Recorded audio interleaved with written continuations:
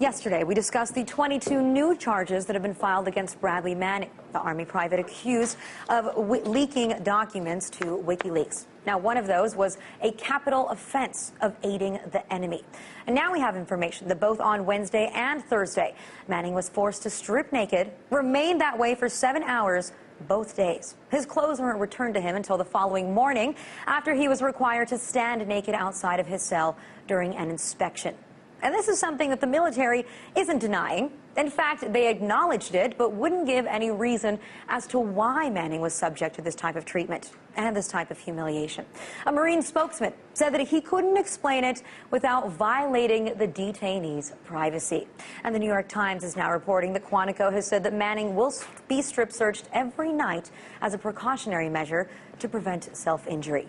Now, remember this, Bradley Manning has not been convicted of any crime. Under our legal system, he is innocent until proven guilty. Psychiatrists have said that he poses no danger to himself. So what could possibly justify this kind of treatment? And how does it reflect on our military and on our government? Joining me to discuss it is Jack Rice, former CIA special agent and criminal defense attorney. Jack, thanks so much for joining us. Now let's start with the idea that, that Bradley Manning, first of all, has been in custody for 10 months now. He's been held in solitary confinement. He's allowed out for 1 hour out of 24 hours a day. And now he's being told that he might have to strip naked every single day. To you, does that constitute torture? Well, of course it does. I mean, if we take a look at exactly what it is they're doing and try to understand why. Now, if we look at the facts behind this and we say, okay, we think he's going to try to commit suicide, or we think there's contraband involved, guess what? There's nothing out there that we've seen so far that would lead us to believe that. And yet that seems to be some sort of justification, because otherwise, why would you do this? Why would you hold him in isolation for 23 hours a day, but for essentially abuse, trying to crush any will that may be there, trying to motivate him to do certain things, when in fact you have no right to do that, but apparently nobody cares, or at least not the powerful people. But the military is trying to claim that, well, they have every right to do that because they're the military and these are military guidelines. So is this really normal?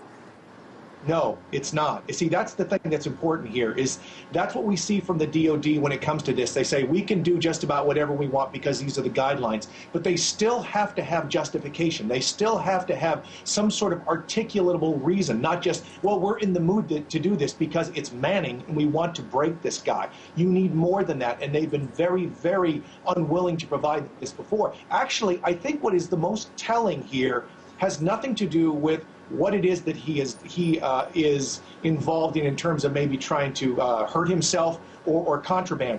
It's what the DOD spokesman said just a matter of hours ago when he said, well, the reason some of this is happening is because of the seriousness of the charges, because of national security, because of the length of the potential sentence. Guess what? That's what this is tied to. And that is what makes this particularly outrageous, because it highlights the motivation behind what the DOD is doing to Mr. Manning. And, also the Justice Department has so far been saying that they have in no way been able to tie Manning to Julian Assange of WikiLeaks. So it makes sense here that, they're so desperately trying to put this criminal case together that they would have to resort to these, or think they have to resort to these tactics to really try to break him. But, you mentioned one thing that the Pentagon spokesperson said. I think that they've been really failing with their entire media message here. First, they didn't really want to talk about Bradley Manning. Yesterday, Jeff Morrell went on TV and basically lied about Bradley Manning's condition and his treatment and said that he had visited him, which was not true. And now they're saying that they will admit that he is being forced to strip, but they can't tell us why because they fear that that violates Bradley Manning's privacy. I can't put two and two together here. I mean, what the hell is that supposed to mean? Well, you're not the only one, and that's really the problem, is you can't put two and two together here. The inconsistencies are so clear. If you just look at the statements that are coming out of the DOD themselves, they're fighting themselves over the message that they're trying to give, and that is part of this. But here's a perfect example. They come up with 22 new charges, right? So they have all of these charges, and the number one charge that you have here that could potentially put him to death is aiding the enemy. And yet, what's curious about that is they can't even articulate which enemy they're talking about. I mean, who are the ones who are aiding them? If they can't tie him to WikiLeaks, where is this coming from? How is this getting to anybody? How do they clarify that? But you know what? There's nothing out there. That's that 2 and 2 not meeting again. Yeah, we looked into this yesterday on our program as well, and the military is denying that WikiLeaks is the official enemy here. But what they're saying is that by putting this information out into the open, then Bradley Manning may be helping facilitate this information getting into the hands of enemies such as Al-Qaeda, or the Taliban. But with that argument, can't you also say that any newspaper, the New York Times, the Guardian, that published this information is also guilty there? Absolutely. I think that's exactly clear. But you know what? And I've seen this very directly in my own experience. I've been embedded with the U.S. military in Kosovo. I've been with them multiple times in Iraq, Afghanistan, and other places around the world. So I've seen this, Guantanamo, multiple times as well.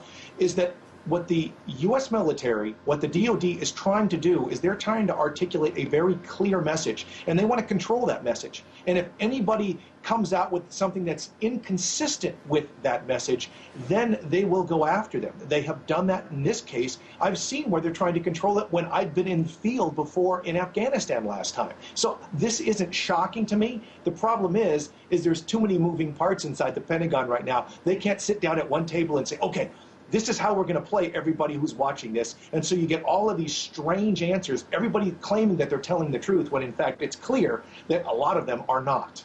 What about the reaction from the people? At this point, you could say that the treatment of detainees at Guantanamo Bay, the Guantanamo Bay facility in general, has sparked a lot of outrage internationally and amongst many Americans. Why aren't we hearing the same thing about Bradley Manning's treatment? Because I think a lot of people don't give a damn. I mean it. I think what happens is there are a lot of people who want to listen to what the government says or what the Pentagon says and simply say that it is true, that what they're saying must be true, because they don't want to look at the alternative. And that's really the sad part about this. We have seen this again and again and again, where the government has told us one thing when in fact the rest of the story has had to come out to prove them wrong. But by that time, they've moved on.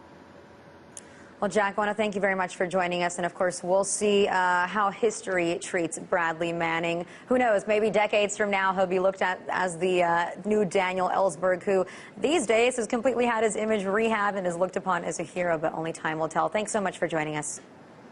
Thank you.